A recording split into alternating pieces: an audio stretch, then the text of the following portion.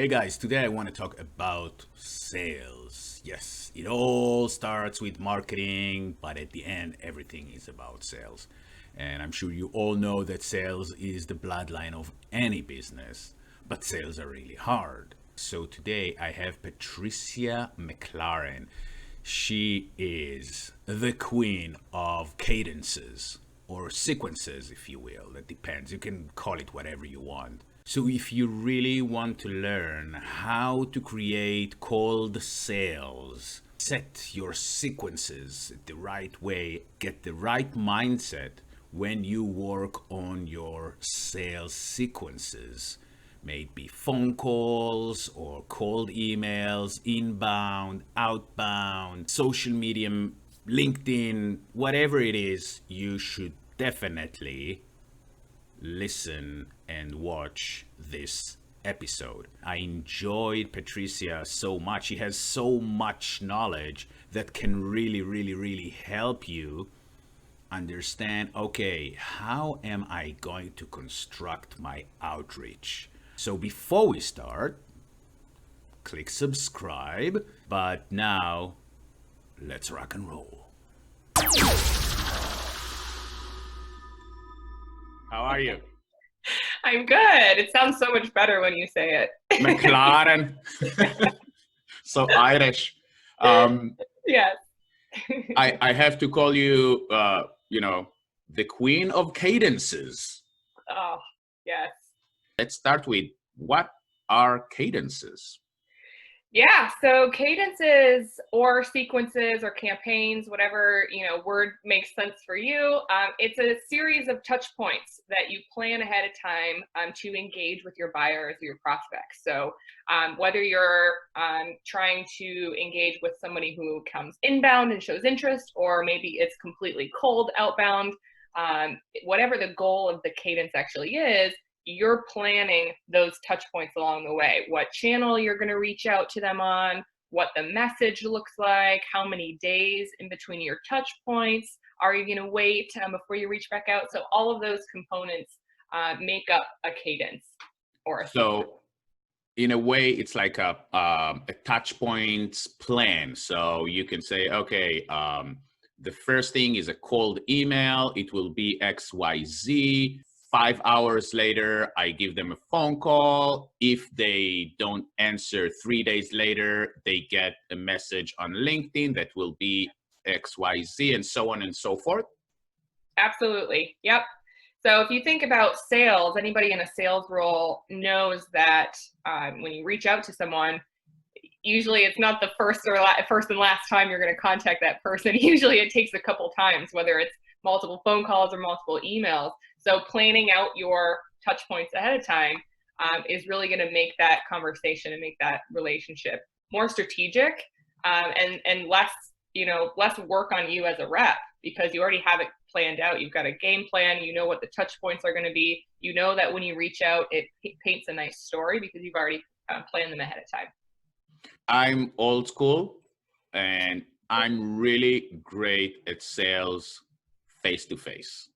My technique is to focus on them, understand what they want and need by asking them tons of questions. I don't talk about my product at all. I just ask them questions, and from their answers, I know what they want and I supply them.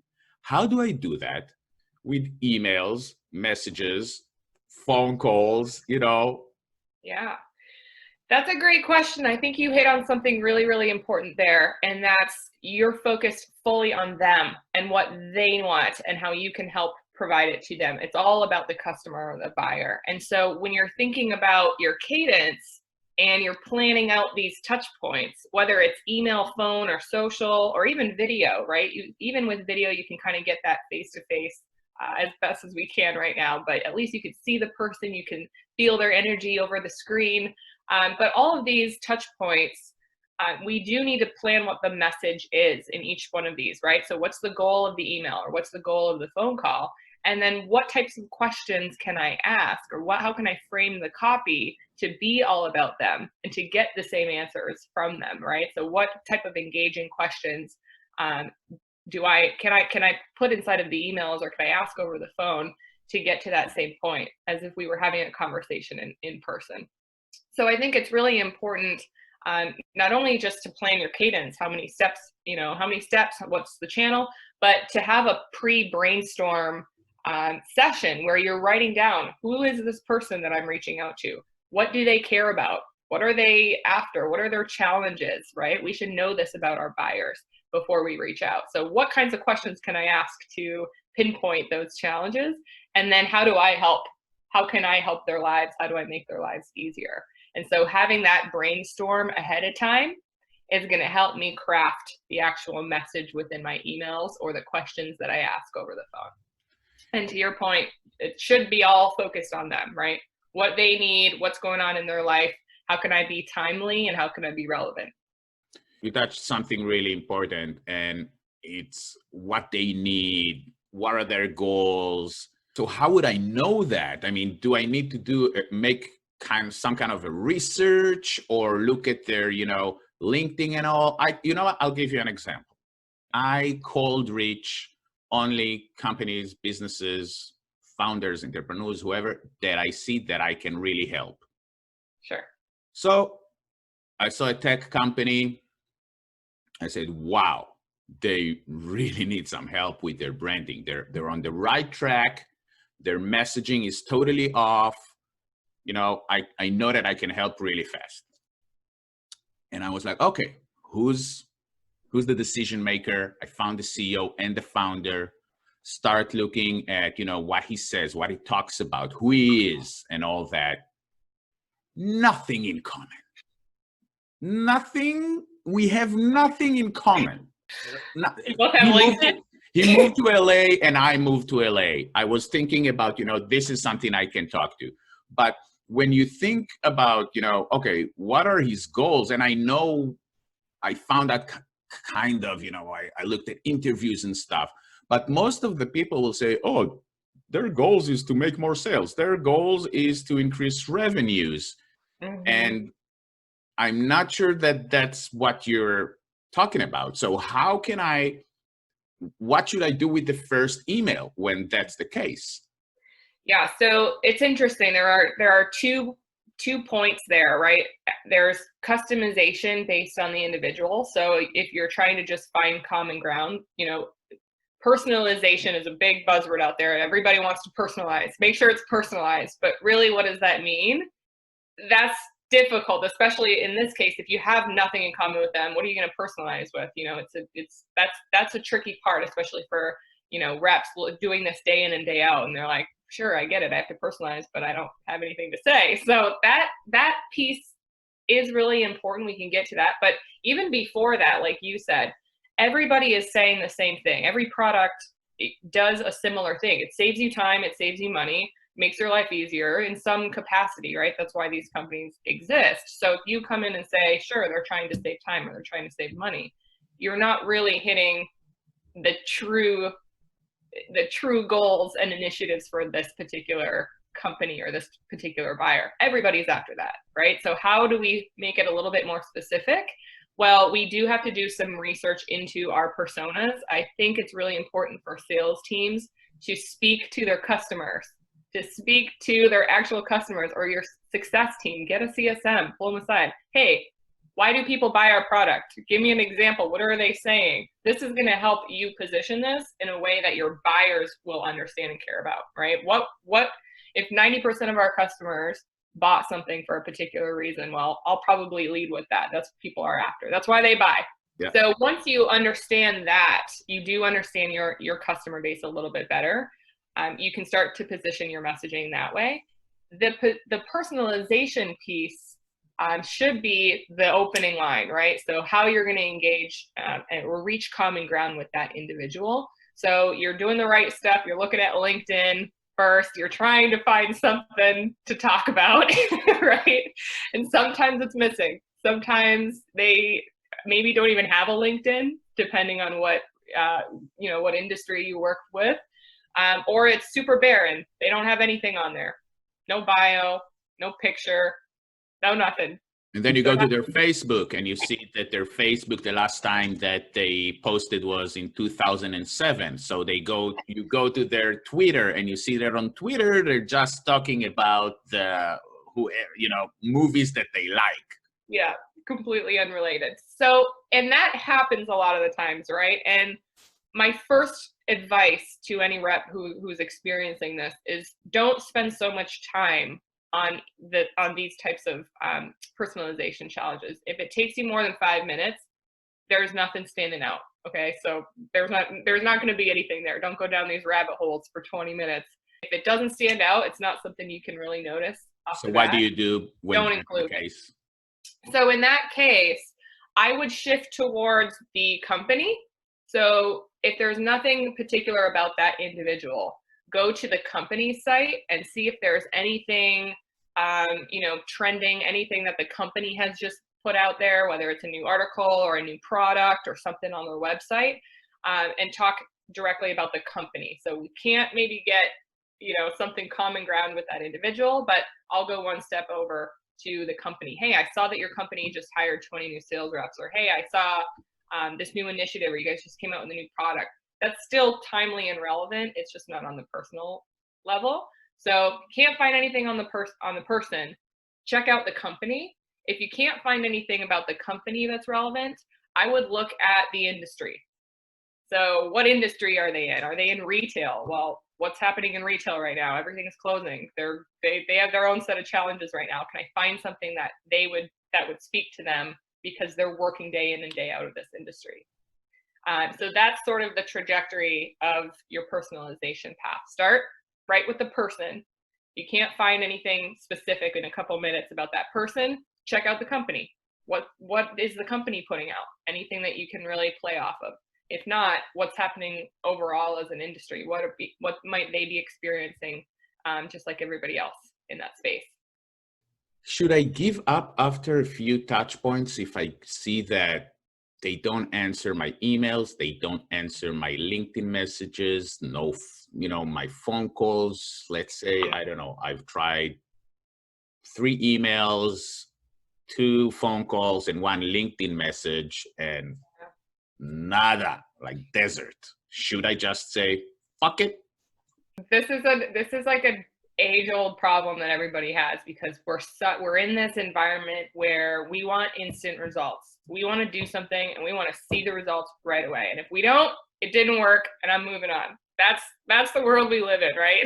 And the problem with that is, think about it. You're reaching out to someone. So you're reaching out to a stranger with a touch point. They don't even care about. They don't want to read your email. They don't know who you are. They don't want to talk to you on the phone. So the chances of you having a 1-call close, or you send 1 email and they say, sure, let's meet, it's close to none. It's close to 0, right? And so we have to shift our mindset away from, I'm calling to book a meeting, and think about these touch points. We definitely need a lot of them. And think about these touch points as building up to that meeting, or we're building the relationship first. And so every touch point you have doesn't need to be, okay, the goal is to close this person, or the goal is to get this meeting. It doesn't work that way, unfortunately, anymore, right? Sales has changed. We do need strategic touch points along the way. So maybe you just reach out on LinkedIn, and that is just, hey, thanks. Like, I'm looking forward to looking at your content. I'm looking forward to, just connecting on here. That's it. That's a touch point. So then you have an email. Maybe you're giving them value first. Hey, saw you, we can use a retail example. Saw you just closed 18 stores. That sucks. Here's an article that other people in retail found useful. Here's how they're being proactive about this. No ask, right? So the point is, you are going to have multiple touch points beyond 3, right? The average touch points in the cadence these days are over 10 touches. Between 15 and 16 is the average for all of sales off customer base. But the point is, you're going to get very annoying. You're going to get hits in the spam filter, hit the trash, if you're trying to book a meeting with this person every single touch point. You're that annoying person now. I don't want to talk to this person. I know they're reaching out because they want something. So plan your touch points as just touch points. Some of them, there's no call to action. Hey, I'm just reaching out to give you something, or hey, I thought you might like this, or hey, what do you think about this? Let's just get a dialogue started. And then within those touch points, you've got those asks, right? 3 or 4 of the emails or some of the phone calls where you're trying to book a meeting. So definitely, plan out your multiple touch points, and don't get discouraged if you're not getting anywhere with them in the first couple of touch points, right? Just use those as strategic touch points to build the relationship. Let's say I'm just trying to ask, questions that I know that people have issues with, or stories and stuff that happen. Let's say I started a relationship through social media because it's really easy on social media. And if you're doing it like really, hey, I'm not going to ask for anything immediately, like so many do. Yes. Like, no, you don't want to be my friend. You're having an automated. You want to pitch to me. Yes. We got to stop with the automatic pitches right after you connect with someone. Absolutely. Yeah, let's, I don't want to go there. Okay. Let's say you're like organic and real. Okay. So you start a conversation. The third time you've engaging, then you drop the bomb about, hey, let's set a few minutes or whatever. And then they say, no, let's not. Based on the initial engagement, if this is completely cold and you had a couple touch points and they say, no, it's not a good time, there are a couple paths we could take. We could respect their answer and say, sure, I get it. Is there a better time to reach back out? That's totally fair. If that's the route that makes the most sense, you can create a sort of nurture cadence where you're just reaching out once a month. You're just providing some information. You're just top of mind so that when the conversation does arise again, you're front and center for them. You haven't been pushy, but you've been providing some value, or you've just been popping up here and there to keep top of mind, right? So that's one route if you're respecting their response to you and it's a genuine no. Hey, it's really not the right time, but my contract's coming up in April. Call me in April, right? So if that's a genuine response, go ahead and put them in a sort of top of mind cadence in the meantime. Now, another great resource are referrals. Okay, so if we're redirecting the conversation and they say it's not a great time, if you can get a name of somebody else to reach out to, or even another department to reach out to, that's almost another foot in the door, and it helps kind of guide the next step for you. So maybe that particular person isn't the right person to talk to, or not the right time for them. But if you can say, hey, I totally get it, you're super busy. Do you have anyone else on your team that can evaluate this for you or kind of vet it out in the meantime? I'm happy to talk to somebody else first. And that way maybe they can pass it on to someone. And referral cadences are one of the best performing cadences that we ever implement, right? Highest response rates, highest open rates, highest engagement overall, because you're saying, hey, this person told me to reach out to you. You said something really important, and many people don't really get it because the world has changed so much. It takes a longer time to create that sale, to create that relationship. It's not one time and that's it. It's not like a pickup bar. It's more like actually, court the prospect and try this and try that, and then make a phone call, and then maybe send them something. I just got cookies sent to my house. How nice is that? Of course, everybody likes cookies. Yeah, that's awesome. Feeling good, right? Yeah. So that's an important thing, and I think one of the reasons that salespeople are almost in a bad spot, because sales reps get a bad rep now because, they're just going to sell me something and it's disingenuous, and we're already a couple of steps behind. So if we can relieve the pressure, right, that's the whole thing.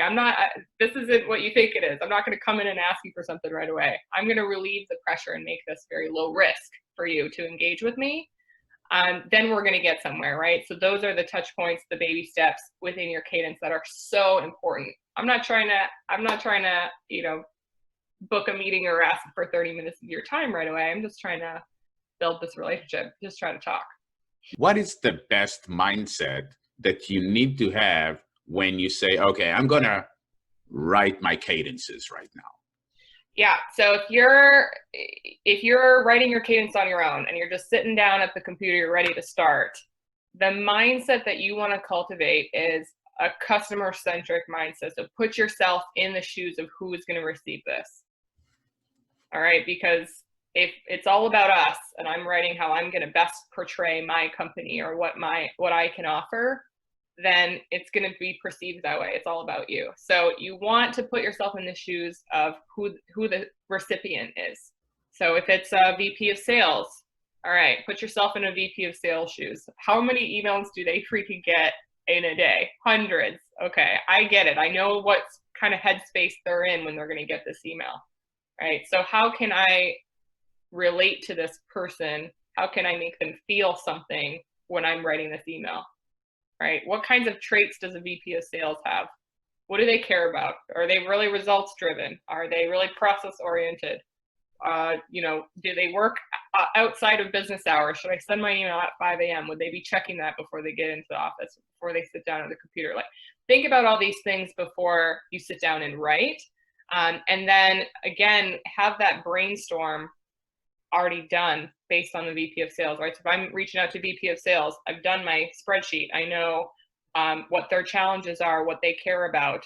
I've talked to customer success. I've gotten some of our VP of sales, quotes or verbiage. I know why they bought, and then I know how I can help them. So think about those things, and when you're writing, try and change any of the I conversation to the you conversation. So if you write something, write your email out, reread it out loud, and if you're saying a lot of I, shift that sentence or shift that conversation to be about them. I help XYZs do ABC. Okay, how can you shift that to be about them? You could achieve XYZ by implementing ABC. Now it's an easy shift and it's really nuanced, but it makes a world of a difference. I always go to past newsletters and social media posts of my clients, and I show them, do you see how many times you wrote I or we? You wrote 6 times I and 1 time you. Mm-hmm. Let's reverse it maybe. Let's start with you. Let's start with a question about them. Have you ever felt XYZ? Have you ever felt like VP of sales? Have you ever felt that your sales are just going out the door and you don't understand why? Well, last year I helped XYZ company with the exact thing, blah, blah, blah, blah, blah. Something like that. Talk about them. Don't use I. The I can be maybe at the end. It really helps. People wanna understand what's in it for them. People want to know about themselves and understand, what's in it for me. I don't know this guy. Exactly. Do you have one that like kind of a sequence, platform sequence, let's say, that you like 2 emails and then a phone call and then a LinkedIn? Do you have anything like that you're like, well, this one really worked for all my clients? Mm-hmm. Yes. So there are a few sequences or cadences that we always implement within a platform because, we talked about this a little earlier, that you can't just have one and think that that's the end, right? Oh, I put them in a sequence. There's always another place to go, or you have to be prepared for the scenarios. If they do reply, well, what's going to happen then? Or if they give you an objection, what's going to happen then? Or if they give you a referral, what's going to happen then? So you always need a next spot, another place for them to go. And so the inbound track and the outbound track are foundational, right? So having an inbound sequence for when somebody raises their hand, when they request a demo or to talk to you, obviously that's where you want to start, right? But then to your point, any content that you have, any content marketing, maybe, a course or a video, if anybody's interacting with your brand, there needs to be a talk track for that, right? They're engaging with you. Let's ask a little bit more about why that interested them and figure out more of how we can help them. So inbound track is really important. The touch points for an inbound look similar to the outbound in terms of number. So usually we have around 10 plus touch points for both. Wait a minute. Wait a minute. Stop Yeah. right there. Mm. So someone showed interest inbound, yeah? They contacted me or they wrote a comment on a content or something like that. Yeah. After that, I'm gonna have like what, 10, 13 other touch points instead of, yeah, let's close the sale. Let's close the sale. Yes, it's a crazy concept, but just because somebody downloads your article or comments on your post, it doesn't warrant a meeting. It doesn't necessarily mean that that person is ready to go and they're going to accept your meeting after a phone call, right? Yeah. That relation, that we see this time and time again. It's just like if you, just like the LinkedIn pitch automatically. Somebody downloads something and they're like, hey, thanks so much for downloading our white paper. Let's meet for 30 minutes. There's no bridging of the gap there, right? And so just like an outbound, you still need to craft that relationship and cultivate the relationship. There are very low chances that just because someone downloaded a white paper or commented, they're ready to meet with you, right? Maybe they're just learning more. Maybe they're just getting information. They're trying to, improve their knowledge of their industry. Like there's a lot of other reasons why they might engage with your brand. So it does warrant the same amount of touch points as your outbound. A lot of our customers are shifting the verbiage. They're not calling it an inbound sequence. They're calling it informed outbound. Which is interesting because that's truly what it is. Actually what it is, yeah. Informed outbound, because now we have a little bit more context. So it's informed, but the way that we're approaching it is still the same. It's still trying to get that, it's still all about them. We still have to kind of understand the why. We have to shape, that urgency and say, hey, this is going on, or we still have to tailor it to what they care about. It's the same approach. I think the biggest difference that we're seeing is the frequency within the touch points in the first few days. So with inbound, we have a few more touch points within, day one, we're reaching out with 1 or 2 touch points. Day 2, we're reaching out with a follow-up email. Day 3, we're reaching out with a phone call and an email. So the steps are very close together in terms of frequency. Whereas with the cold outbound, we spread them out a little bit more in the beginning. So day 1, phone call, email. Day 3, maybe just a follow-up email. Day 6, phone call and an email. So there you can see they're a little bit more spread out versus the inbound. We're timely here. We're trying to get something, get it going a little faster. You work with bigger companies and corporations and actually build them all those cadences. Now, I'm sure that there are people that listen to this right now or watching this and they're just starting, or they're a smaller sized business, maybe a moms and pops or something smaller. And they're like, oh my God, that's like so much work. 16 emails outbound, 14 emails in. What am I going to do? How am I going to do all that? I mean, and think about it. It's a lot of brainstorming. It's a lot of copywriting. It's a lot of thinking and then retweaking that and revisions. If I am one of those, what am I supposed to do? I'm so excited to have this conversation because I think so many times people get overwhelmed with writing their emails because they have to write 6 emails. What am I going to say? How am I going to get a different message across in 6 emails or 7 emails? And then I got to do the LinkedIn, and then I got to do the phone calls. So what do I say every time? I don't want to be repetitive, say the same information, over and over again. So when you're doing the planning, you're planning out your touch points, you probably have a general idea of what you're going to lead with, right? If you've got your bread and butter, what your main value prop is. And you might also have some supporting value props or maybe another product or, your secondary to your bread and butter. So I say this because when you're planning out what you're talking about in all of your emails, you don't have to go in email one and give them everything that you do. We have 10 bullet points here. We do this, we do this, we do this. Pick one that makes sense. Don't do that on your first email, please. Right. So think about, just like you're writing a movie or you're telling a story, right? You start with one. So start with your bread and butter. What's one main point that you can hit home? And then your next 2 emails could be follow-ups to that point. Okay? And then if that doesn't resonate, you've got point 2, start a new thread. How are you going to change up the message, or maybe it's something else that might hit home for them. And then your 2 emails are follow-up points to that.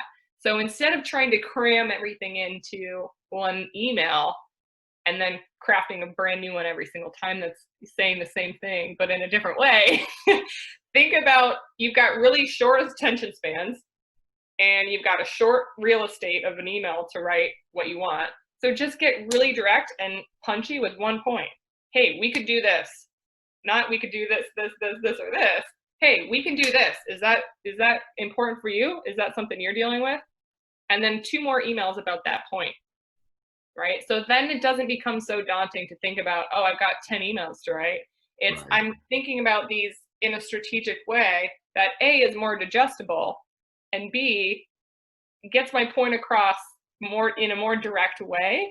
And then, you know, it's a little bit easier for them to resonate with something instead of trying to decode.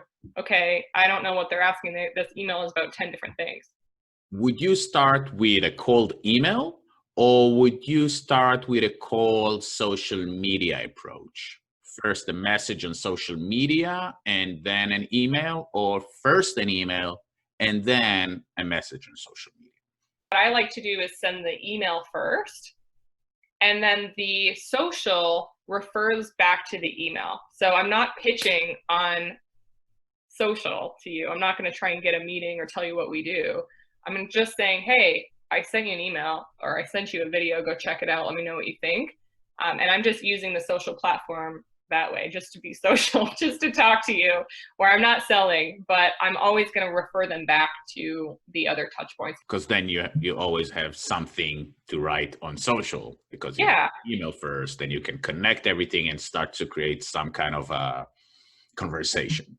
Yeah, absolutely. And it gives your email touch points another chance to be seen as well. So I'm trying to I've spent time personalizing my email, right? I did my due diligence. I researched them. I changed it up to be tailored, and I'm going to reach out to them on social and just refer them back to that email, give it another shot to be seen. So, find that balance between automation and personalization is key for success. Yeah, exactly. So I think that it's a great time to pause. Thank you so much. It was really awesome. Yeah, absolutely. Thanks for having me. It's been fun. Sure thing.